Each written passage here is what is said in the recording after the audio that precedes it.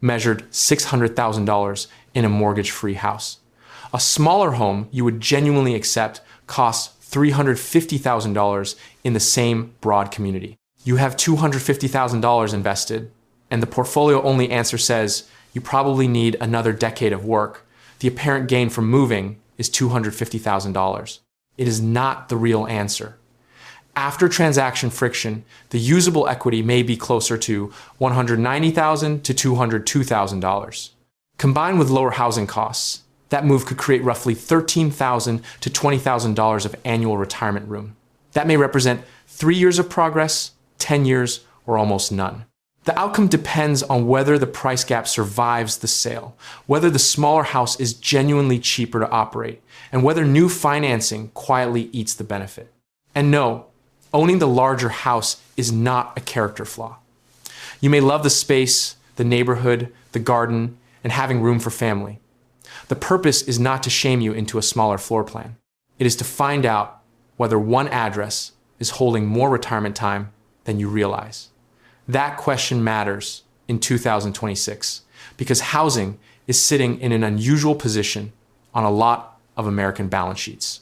The national median existing home sale price reached $440,600 in June. Homeowners aged 62 and older held a record $14.92 trillion of housing wealth in the first quarter. One recent national estimate found that 57.8% of baby boomer homeowners carried no remaining property debt. Those are huge numbers, but they describe 3 different things that people keep blending together. Total equity is the home's value minus debt. Tappable equity is what you might be able to borrow while preserving a lender's required cushion. Released equity is the money that remains after you actually sell, settle every claim on the transaction, and secure another place to live. Only the third one can enter this calculation as investable cash. Your $600,000 home is paid off, so the sale appears clean. Then the claimants arrive. Brokerage compensation is negotiable. Transfer taxes depend on location. Title, legal, escrow, repairs, concessions, and moving expenses vary by deal. Historical estimates often place a seller's closing and compensation costs around 8 to 10%, while an all-in planning reserve can reach 10 to 15% when the property needs work or the buyer has leverage. We will start with an illustrative 8% selling cost. 8% of $600,000 is $48,000. You sell for $600,000, lose $48,000 to selling friction, and receive $552,000 before any tax. You place $350,000 into the acceptable replacement house. The remaining amount is $202,000. Brief pause, not $250,000, $202,000. If buyer side closing costs, moving, minor renovations, or sale concessions consume another $12,000, the conservative result becomes $190,000. That is the first number you need, the net equity released after both homes have changed hands. Taxes can reduce it further, although the taxable gain is not the sale price. Gain generally starts with a selling price, subtracts selling expenses and your adjusted basis, then accounts for qualifying improvements and other adjustments. Under Section 121 of the tax code, an eligible single filer may exclude up to $250,000 of gain on a principal residence. Married couples filing jointly may qualify for an exclusion of up to $500,000. Generally, you must have owned and used the property as your main home for at least 2 of the 5 years before the sale, and you usually cannot have used the exclusion on another home during the previous 2 years. So the tax line might be 0, or it might materially change the decision. Now, you have between $190,000 and $202,000 that could be invested. The temptation is to multiply it by 4% and declare victory. Housing folklore has apparently met retirement folklore, and both would like the calculator back. Morningstar's 2025 retirement income research estimated a 3.9% starting withdrawal rate for a 30-year period, fixed inflation-adjusted spending, and a 90% modeled success standard. More flexible spending systems permitted higher initial withdrawals, but the trade was less predictable annual income and more willingness to reduce spending after weak markets. So use a planning range, not a sacred percentage. At 3.9%, $190,000 supports about $7,400 of starting annual withdrawals. At 5%, $202,000 supports about $10,100. The 5% edge is not guaranteed income. It may fit a shorter horizon, flexible spending, meaningful Social Security or pension income, or a household prepared to cut withdrawals when markets are weak. The 3.9% edge is not a promise either. Taxes, fees, allocation, inflation, sequence of returns, and your actual time horizon all matter. Still, the sale has converted an illiquid housing spread into roughly $7,400 to $10,100 of potential annual portfolio spending. Helpful, maybe not life-changing. Except the portfolio is only half of the move. You no longer own the $600,000 property. Your property tax bill may be lower. Insurance may fall. Heating and cooling less space may cost less. A smaller roof, driveway, exterior, and mechanical system may reduce future repair exposure. None of these savings is automatic because a compact coastal condo with a large association assessment can cost more than a bigger house in another market. The scale difference is real though. An analysis by the National Association of Home Builders found annual operating costs of roughly $16,500 for detached houses above 4,000 square feet, compared with about $6,600 for houses below 1,000 square feet. Those figures are evidence of scale, not a quote for your two properties. For your case, use a more conservative local planning range. Suppose the smaller house reduces property taxes, insurance, utilities, maintenance reserves, and any association cost difference by $6,000 to $10,000 per year. You replace that estimate with actual bills and credible quotes, not the listing agent's cheerful guess. The tax assessment, insurance proposal, utility history, association documents, and the age of the roof all get a vote. Add those savings to the withdrawal range. $7,400 plus $6,000 gives you about $13,400 of annual retirement room. $10,100 plus $10,000 gives you about $20,100. Rounded, honestly, the representative downsize creates roughly $13,000 to $20,000 per year. By the way, if you subscribe to Lazy Investor, it helps me keep producing this kind of cold housing math. I appreciate everyone who does, and we will put that annual result into the same units as your portfolio. An $8,000 annual expense reduction is not $8,000 of investment income. No money was deposited when your insurance premium fell, but it reduces the amount your portfolio must produce every year. At a 5% withdrawal rate, a portfolio needs $160,000 to support $8,000 of annual spending. At 3.9%, it needs roughly $205,000. That does not mean your smaller house handed you an extra $205,000. It means permanently removing $8,000 from the retirement budget can perform a similar cash flow job. The distinction matters. Released equity is cash you can invest. Lower expenses are a recurring reduction in portfolio demand. They belong in the same retirement capacity comparison, but they are not the same asset. And this is where the attractive example collides with what older movers are actually doing. National Association of Realtors data for 2025 showed sellers over 60 receiving a median $433,000 for the home they sold, then paying a median $409,000 for the replacement. They reduced the home size by only about 100 square feet. The gross price difference was $24,000.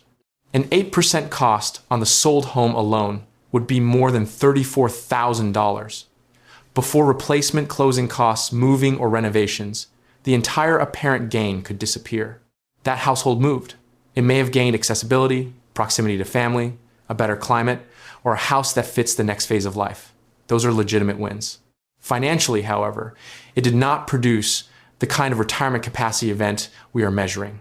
More firmly, a smaller home is not automatically a cheaper retirement. The governing question is no longer whether you can tolerate fewer square feet. It is whether an acceptable replacement creates both a durable purchase price gap and a durable annual carrying cost gap without forcing you to abandon the people, services, and community you value. Your original move passes the first test because the price spread begins at $250,000 and still releases around $190,000 to $202,000 after friction. It passes the second test only if verified annual costs fall by something close to $6,000 to $10,000. Square footage becomes secondary. A 3-bedroom home in a lower tax section of the same region could work. A small luxury condo with a large assessment might fail. A newer home may reduce repair exposure even if it is not dramatically smaller. A distant, cheap property that leaves you isolated is not a clever financial solution. It is a different life. Financing can overturn both tests. On August 6th, 2026, Freddie Mac's average rate for a 30-year fixed mortgage was 6.69%. At that rate, every $100,000 borrowed costs roughly $645 per month in principal and interest before taxes and insurance. That is about $7,700 per year. If your proposed downsize requires a $100,000 mortgage, most of an $8,000 annual operating cost reduction has already been consumed. If you are leaving a mortgage near 3%, the trade can be even less attractive because you are exchanging cheap debt for expensive debt. The cleanest version of this strategy usually appears when equity from the old house can purchase the genuinely acceptable replacement without new borrowing. That is a condition of the calculation, not an instruction to move to a place you dislike. Your case still survives because the $600,000 house is paid off and the $350,000 replacement can be purchased in cash. We can finally compare it with the alternative, working for another decade. Use a clearly labeled planning model. You currently have $250,000 invested. You contribute $10,000 per year in inflation-adjusted terms. The portfolio earns a smooth 6.5% annual real return. That return is based on a long historical frame, not a forecast for the next decade.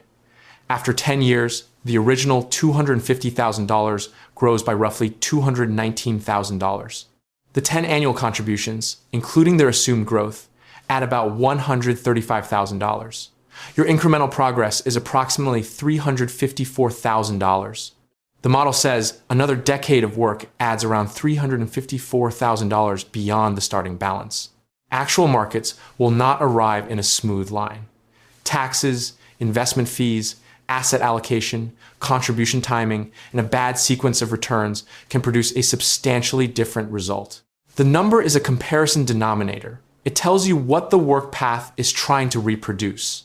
Standard retirement planning often isolates the securities portfolio, applies a withdrawal assumption, finds a shortfall, and offers one dependable lever: keep earning, keep contributing, and wait. That model can be reasonable for someone whose housing is fixed. It becomes incomplete when your largest concentration of wealth and your largest adjustable expense are the same property. The house should not automatically be sold. Excluding it automatically is the opposite error. So here is the downsize number. Take the net equity released after the entire move. Then add the portfolio equivalent value of the annual housing costs that permanently disappear. In your lower case, the move releases $190,000. Annual costs fall by $6,000. Capitalizing that saving at 5% gives $120,000 of portfolio equivalent capacity. The lower downsize number is $310,000. In the upper case, the move releases $202,000. Annual costs fall by $10,000. At a 3.9% planning rate, supporting that $10,000 expense requires roughly $256,000. The upper downsize number is approximately $458,000. The range is broad because the withdrawal assumption and local cost savings are uncertain. That is not a flaw to hide with false precision. It is a map of the variables that control the decision. Your 10-year work path added about $354,000. The downsize number runs from roughly $310,000 to $458,000. Slows down. Under these illustrative assumptions, the move reproduces approximately 9 to 12 years of smooth work path progress immediately. It does not manufacture 12 years of salary.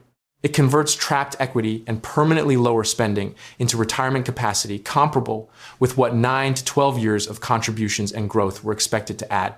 If this kind of housing versus portfolio calculation is useful, subscribing helps Lazy Investor reach more people who would rather see the numbers than another marble countertop tour. Thank you to the people already supporting it that way. Your personal crossover moves quickly when one variable changes. If you begin with $500,000 invested rather than $250,000, another decade of compounding becomes much more powerful. At the same return and contribution assumptions, the work path adds well over $500,000. The original downsize no longer represents 10 years. If you can contribute $30,000 per year instead of $10,000, continued work catches the housing move much sooner. A high savings rate gives employment more leverage. The direction reverses when the home spread widens. A net equity release of $300,000 plus meaningful annual savings can exceed the example without requiring an aggressive withdrawal assumption. Carrying cost savings have similar power because they recur. Reducing annual housing expense by $12,000 creates the budget effect of roughly $240,000 at 5%, or more than $300,000 at 3.9%. New debt pushes the result down. Borrowing $150,000 at current rates can add close to $11,600 of annual principal and interest. A move that looked cheaper before financing may raise the retirement budget. When net released equity falls below roughly $100,000, the result often becomes fragile unless the annual savings are unusually strong. A major repair, a large association assessment, or a modest pricing error can absorb too much of the benefit. A weak local market can do the same. Your $600,000 asking price is not equity until a buyer pays it. If large properties are sitting longer or attracting concessions, run the number using a conservative sale price. The downsize number must survive an ordinary transaction, not require perfect bidding war. And an expensive replacement market can erase the spread even when your current house sells well. Smaller homes may carry a higher price per square foot because retirees, first-time buyers, and investors are competing for the same limited inventory. That $24,000 national median gap is the warning. The financial crossover is now visible. The human veto still matters. A 2025 survey from the Transamerica Center for Retirement Studies found that 76% of retirees lived with someone else. 21% lived with 2 generations in the household. Those spare rooms may not be spare. One may house an adult child rebuilding financially. Another may allow a parent to avoid institutional care. The dining room may hold the only table where the family gathers. A home office may support part-time work that protects the portfolio. Storage may contain equipment for a hobby that gives retirement structure rather than more spending. Accessibility cuts both ways. A smaller 2-story house can be less practical than a larger single-level home. A condo removes yard work, but introduces association, governance, and assessments. A new community may offer walkability, but separate you from doctors, friends, and informal caregiving. Moving itself carries a cost that does not fit neatly into a withdrawal formula. Sorting decades of possessions, preparing the property, negotiating a sale, and rebuilding routines can be exhausting. Familiarity has utility. Stability has utility. Room for other people has utility. You do not need to pretend those benefits earn an investment return. You need to decide whether they are worth the years of portfolio equivalent freedom the house consumes. The house is either a wealth decision or a lifestyle decision. Pretending it's both is how the math breaks. If the acceptable replacement release is around $190,000 to $202,000, lowers recurring costs by $6,000 to $10,000, and avoids destructive new financing, your $600,000 house may contain roughly 9 to 12 years of work path progress.